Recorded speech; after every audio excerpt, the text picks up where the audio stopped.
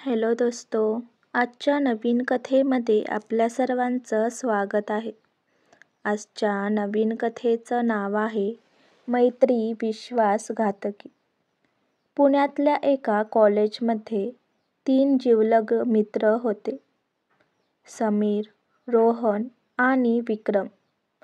हे तिघं एकमेकांपासून कधीच दूर नव्हते. कॉलेजच्या प्रत्येक आठवणीमध्ये हे तिघं एकत्र असायचे. ट्रिप्स, गप्पा, क्रशेस, भांडणं सगळं. समीर तिघांपैकी सर्वात शांत आणि हुशार होता, तर रोहन खोडकर आणि बोलका, आणि विक्रम थोडा हट्टी आणि तापट स्वभावाचा. त्यांच्या मैत्रीत सगळं होतं, पण विश्वास तुटायला फार वेळ लागला नाही. कॉलेज संपलं आणि तिघं वेगवेगळ्या वाटांनी गेले. एके दिवशी एका संध्याकाळी समीर अचानक गायब झाला. पोलिसात तक्रार झाली, शोध मोहीम झाली, पण काहीच सापडलं नाही. समीरच्या आईवडिलांनी रडून डोळे सुजवले. रोहन आणि विक्रम पोलिसांना मदत करत राहिले. दोघंही सगळ्यांना सांगत होते, आम्हाला समीर सापडला पाहिजे, त्यासाठी आम्ही काहीही करू. पण सत्य खूप खोल दडलं होतं. कोणीच कल्पना केली नव्हती की समीरच्या गायब होण्यामागे त्याच्याच 2 जिवलग मित्रांचा हात होता. 10 वर्ष उलटून गेली. रोहन आता बिझनेसमॅन झाला होता. विक्रम परदेशातून परत येऊन पुण्यात आलिशान जीवन जगत होता. समीर मात्र अजूनही कुठेच नव्हता. सगळ्यांनी त्याला मृत मानलं होतं. एके रात्री विक्रमच्या घरी पार्टी चालू असताना त्याला एक पार्सल आलं. पार्सलमध्ये एक पेनड्राईव्ह होती. त्यात फक्त एकच व्हिडिओ होता. व्हिडिओमध्ये समीरचा जुना फोटो होता आणि एक आवाज, तुम्ही मला मारलं नाही, मी परतलोय. विक्रमचा चेहरा पांढरा पडला. त्याच रात्री रोहनला फोन लावतो. आपण अडकलोय रोहन, तो परत आलाय.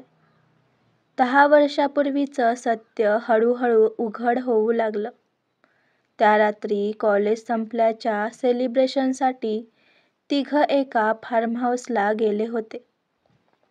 मद्यपान झालं होतं आणि समीरने त्यांना सांगितलं की त्याने एक मोठं स्टार्टअप आयडिया तयार केली आहे. तो म्हणाला, आपण तिघं मिळून हे बिझनेस करूया, प्रचंड पैसे मिळतील. पण समीरवर रोहन आणि विक्रमला आधीपासूनच मत्सर होता. त्याला वाटलं, समीर सगळं कंट्रोल घेईल, सगळी क्रेडिट घेईल.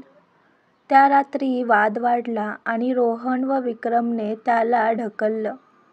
समीर डोकं आपटून बेशुद्ध पडला. दोघांना वाटलं तो मेलाय. घाबरून त्यांनी त्याला एका जंगलात नेऊन पुरलं. त्या रात्रीपासून समीर गायब झाला आणि रोहन, विक्रमने हे गुपित कायमचं दडवलं.